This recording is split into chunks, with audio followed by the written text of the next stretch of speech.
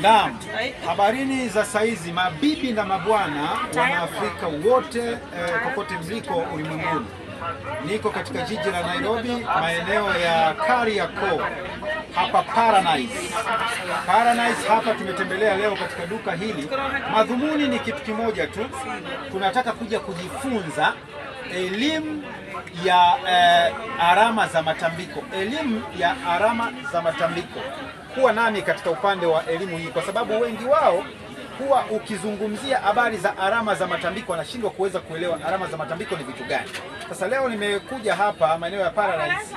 Lengo na madhumuni ni kuja kuweza kuelimishana vifaa vya matambiko ni vya aina gani, ili upate kuweza kufahamu. Unapoambiwa vifaa vya matambiko, na maanisha ni vitu kama hivi ambavyo leo tunaviona hapa Paradise. Hapa nasema, narudia tena, hapa ni Kariakoo, mitaa ya Kariakoo jijini Nairobi. Madhumuni ya kuja hapa ni kuja kupeana elimu kulingana na vitu hivi. Unapoambiwa Waluya wanatambika na vitu fulani katika tamaduni zao za Kiafrika, unaambiwa labda kuna nyungu, kuna kigoda, kuna njuga, kuna nsimbi, kuna mkuki, kuna ungo. Basi hivyo vitu sasa leo tumekuja hapa kuelimishana. Kwa hiyo unapopata bahati na ukaambiwa kwamba unatakiwa uweze kupata vifaa vya matambiko vya kabila lako Waluya, mfano natolea mfano Waluya au Wajaruo, watani zangu, basi moja kwa moja ukiambiwa alama za matambiko ndo kama hizi tunazozungumzia. Mfano kuna hii ni fimbo ambayo imezungushiwa shanga nyeupe na nyeusi, lakini hii pia ni fimbo vile vile imezungushiwa shanga za takriban rangi kama 4. Hizi ndio tunaita alama za matambiko, ndugu zangu. Lakini tukija huku kuna kigoda. Hiki ni kigoda. Ni kigoda cha miguu mitatu. Hii ni miongoni mwa alama za matambiko kwenye makabila mengi sana. Wanakitumia hizi kigoda. Ni miongoni mwa alama za matambiko. Kisikia kigoda. Lakini pia kuna kitu hiki, hili ni bakuli la asili ambalo na lenyewe ni miongoni mwa alama za matambiko. Kuna baadhi ya makabila wengine unakuta kwenye matambiko yao wanafanya vitu wananunua vitu hivi kwa ajili ya kuweza kufanikisha matambiko yao. Lakini moja kwa moja tukiangalia pande zingine tunaambiwa kuna vibuyu huku juu. Kameramani piga picha vibuyu hapa juu waone.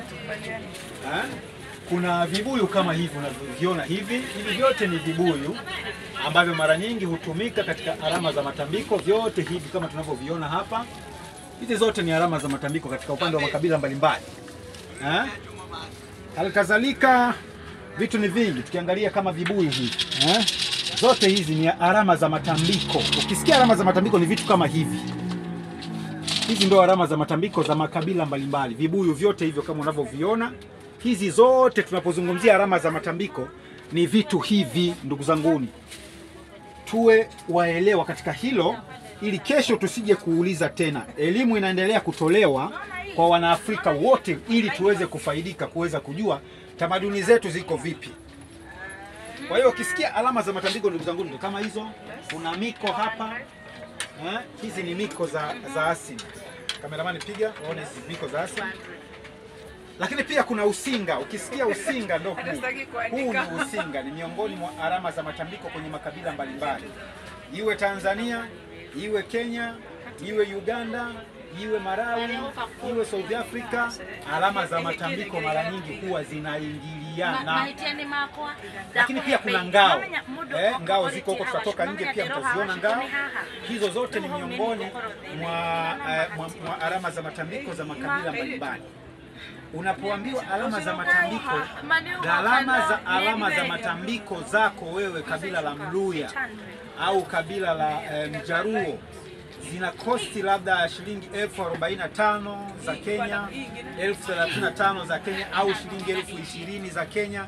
Basi tunamaanisha, kwa sababu katika hali ya kawaida hivi vitu ni expensive sana, sio bei ya kawaida. Bei zao huwa kidogo zinakuwa expensive kwa sababu ni vitu vya kiutamaduni ambavyo vina thamani yake kubwa na faida yake. Usione kwamba zinakuwa ni bei kubwa ukachukulia labda kwa sababu tu namna gani, lakini tunaambiwa kwamba ukubwa wa bei ni kwa sababu ya thamani na faida iliyojificha kwenye vitu hivi. Kwa hiyo unapoambiwa shilingi 50,000 pesa ya Kenya au shilingi 800,000 pesa ya Kitanzania kwenye kuvipata hivi vitu, usichukulie kawaida. Kuna siri imejificha ndani ya vitu hivi.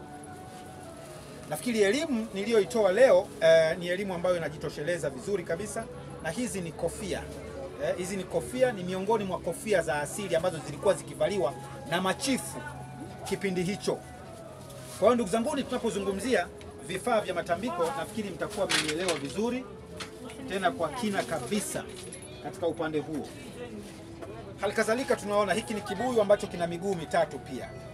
Ukienda kuangalia baadhi ya makabila wanatumia kitu kama hiki kibuyu katika upande wa utambikaji. Wengine wanaweka pombe hapa ndani, kuna wengine unakuta wanaweka mtama hapa ndani kwa ajili ya kufanikisha zoezi zima la kuomba mvua. Na hata pale katika mzimu wa Afrika hivi vitu vipo vinavyotumika kwa ajili ya kuweza kuomba mvua, kuomba mavuno, kuomba sijui vitu mbalimbali. Hiki uwezo kikukosa pale kinakuwepo. Kwa hiyo ukiambiwa alama za matambiko, ndugu zangu, ndio hivi ambavyo leo tunavizungumzia. Unaweza ukaambiwa pia kuna baadhi ya makabila hii ni kikoi, hiki ni kikoi ambacho mara nyingi unaweza kukuta kwa baadhi ya makabila wengine wanatumia katika upande wa kufanikisha kamba, Wakamba pia hawa nafikiri naambiwa wanatambika pia pamoja na hivi vikoi vinapatikana vya asili. Wakamba, kabila la Wakamba wanatambika na hivi vitu. Kwa hiyo ndugu zanguni, elimu ni pana sana, elimu ni pana sana. Pale kuna nyungo naona nje, lakini pia kuna ngao kama nilivyotangulia kuweza kuzungumza.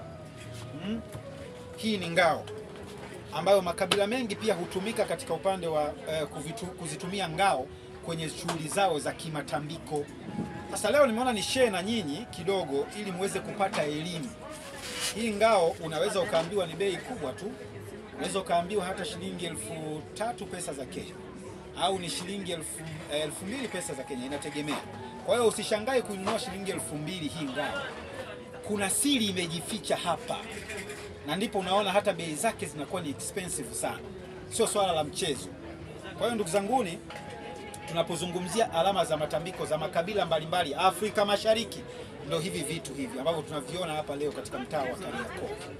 Kwa hiyo ndugu zanguni, ni vitu vingi, lakini pia naona kuna ungo hapa. Huu ni ungo ambaye ni miongoni mwa alama za matambiko ambazo hutumika na makabila mbalimbali Afrika Mashariki katika upande wa kufanikisha maombi ya kimizimu.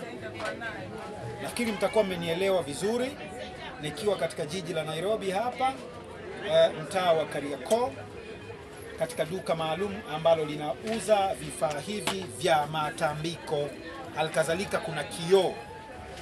Hiki kioo pia ni miongoni mwa alama za matambiko.